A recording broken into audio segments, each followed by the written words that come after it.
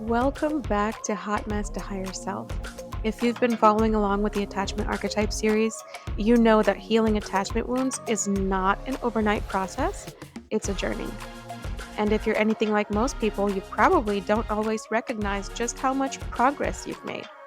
That's because when you're in the thick of healing, your mind tends to focus on what's still wrong instead of noticing the subtle shifts that show how much you've grown. In this episode, I want to change that. We're going to talk about the real tangible signs that you're healing your attachment style, even if it doesn't feel like it. These shifts might not be dramatic, but they are powerful. Because the truth is, healing doesn't always look like never being triggered again. More often, it looks like responding differently when you are. By the end of this episode, my hope is that you'll be able to see your own progress more clearly, recognize the small wins that prove you're on the right path, and feel more confident in the work you're doing to build secure, healthy relationships. So let's get into it. Healing doesn't mean you'll never feel triggered again.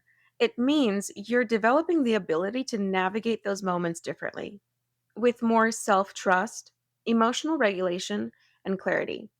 And that's what real progress looks. One of the biggest signs that healing is happening is that your triggers don't control you the way they used to. You still notice them, of course. You might feel that familiar wave of anxiety when someone takes a while to text back or when a partner seems a little distant.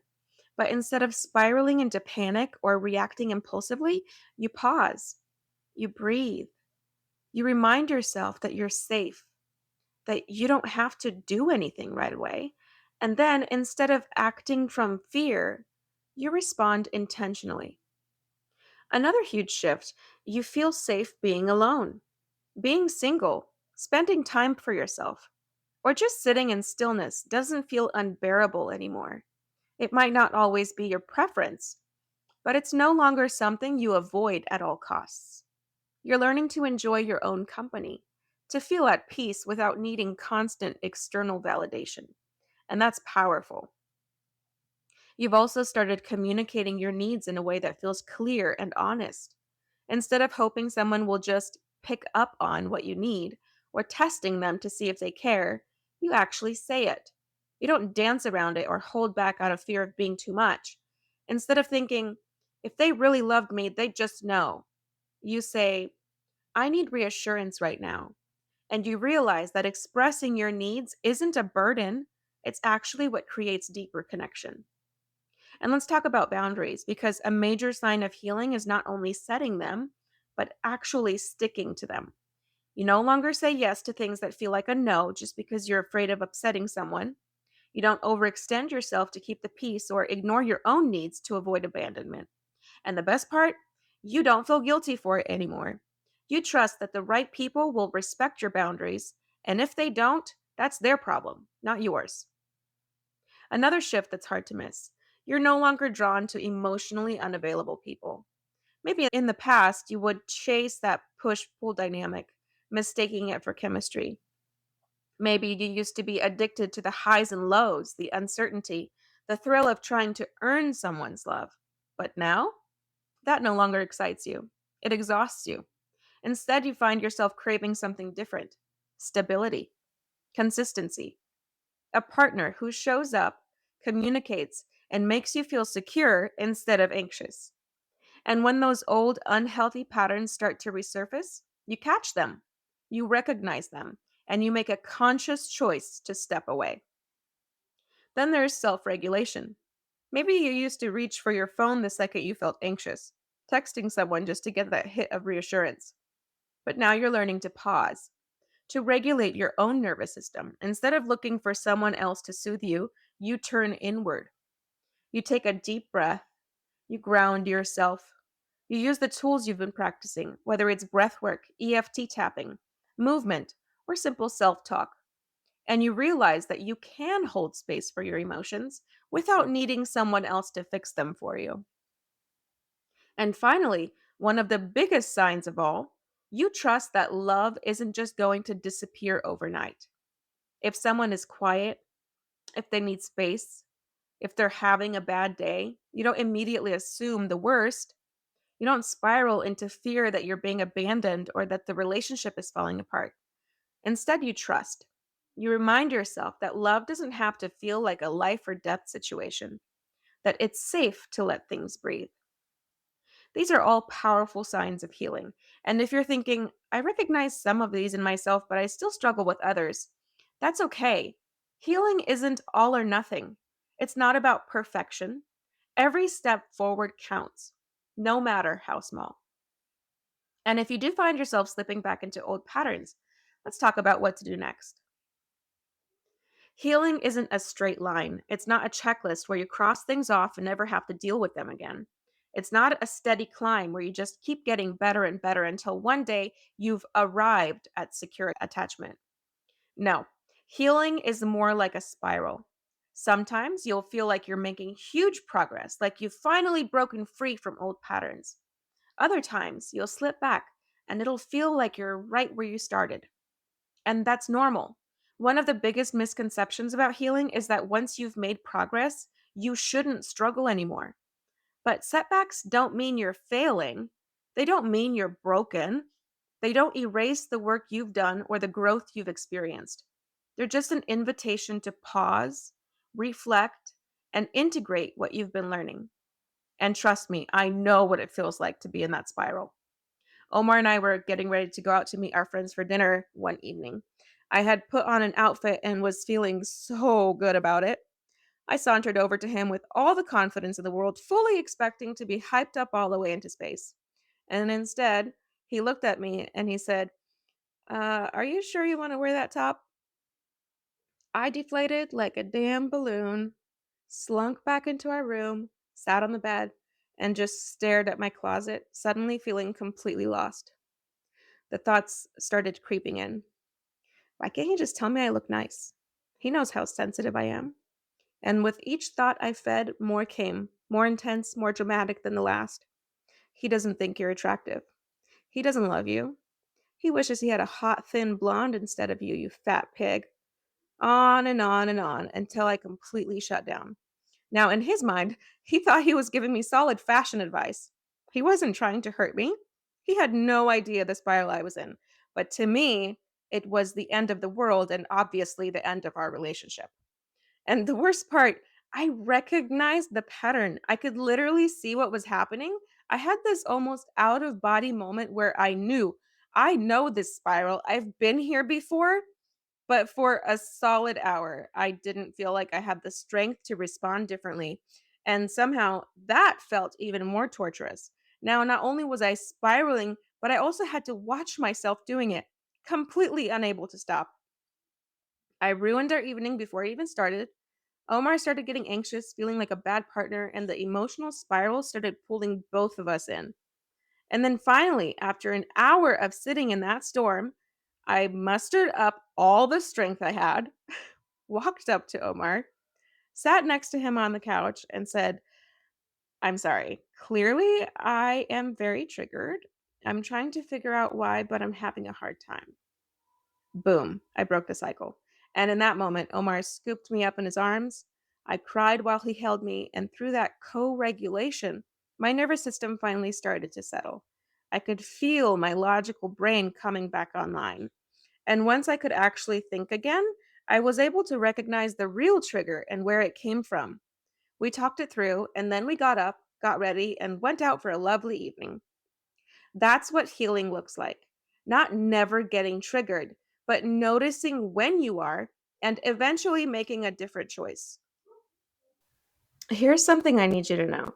Your body holds on to patterns because while they may not be healthy, they are familiar. And your nervous system will always choose a familiar hell over an unfamiliar unknown.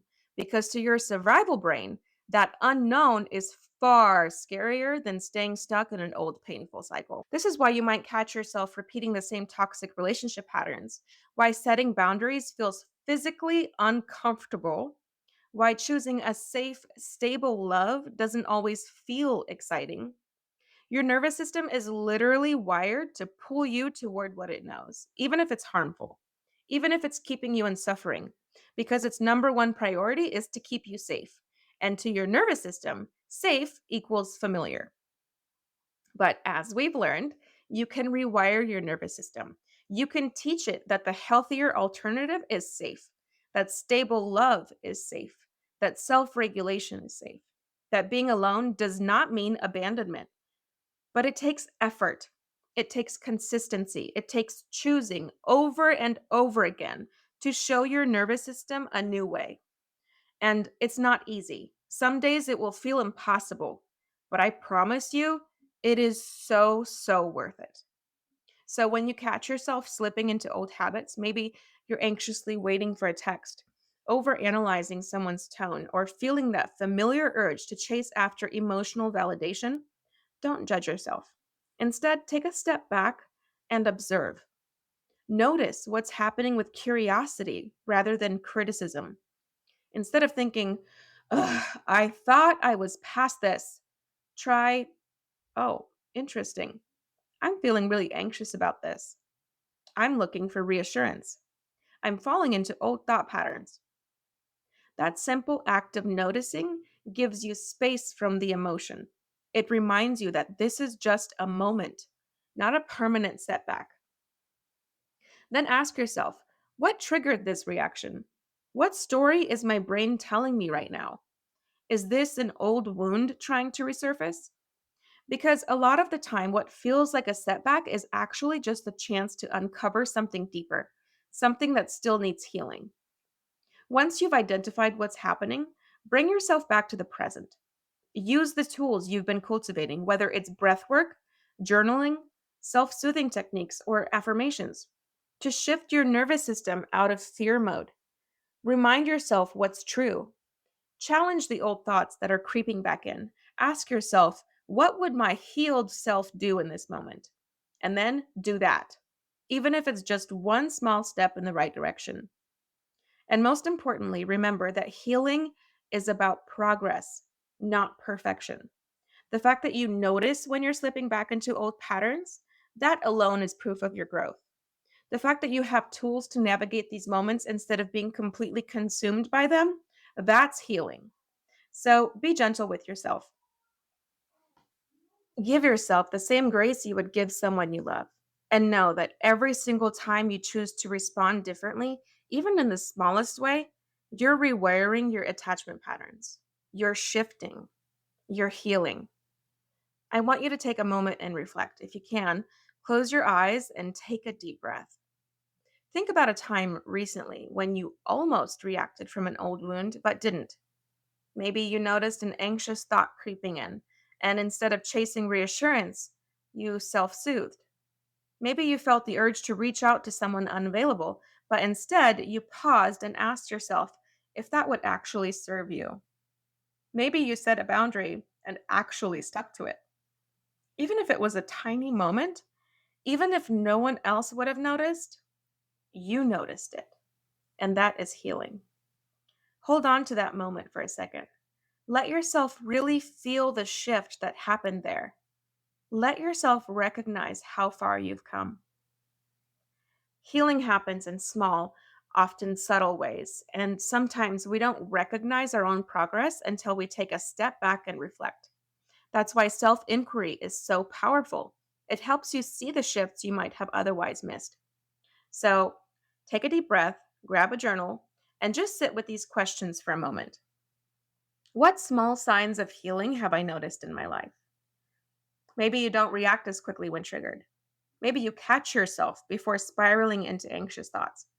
Maybe you've had a moment recently where you responded to a situation differently than you would have in the past. No shift is too small. Every single one matters. How do I respond differently to situations now compared to the past? Think about something that would have sent you into a tailspin a year ago. Would it still affect you the same way today? Maybe you communicate your needs more clearly. Maybe you're better at self soothing. Maybe you no longer feel drawn to relationships that once consumed you. These are all signs that deep healing is happening. What old patterns still come up for me, and how can I be gentle with myself when they do? Growth doesn't mean never struggling again. It means knowing how to handle it when you do. Instead of focusing on what still needs work, approach it with curiosity. Where do you still feel stuck? How can you support yourself through it instead of judging yourself for it? This isn't about forcing yourself to feel healed or pretending you have it all figured out. It's about recognizing that every single step forward counts, even when it feels slow, even when it feels messy. Healing isn't about perfection, it's about progress, and you are making progress. Let's wrap up with some final thoughts. Healing attachment wounds is a journey, one that doesn't happen overnight, and one that rarely looks the way we expect it to. But if you take nothing else from this episode, I want you to remember this. You are healing even when it doesn't feel like it. The fact that you're here, that you're reflecting, that you're even thinking about your growth, that's proof of how far you've come. Healing isn't about never struggling again.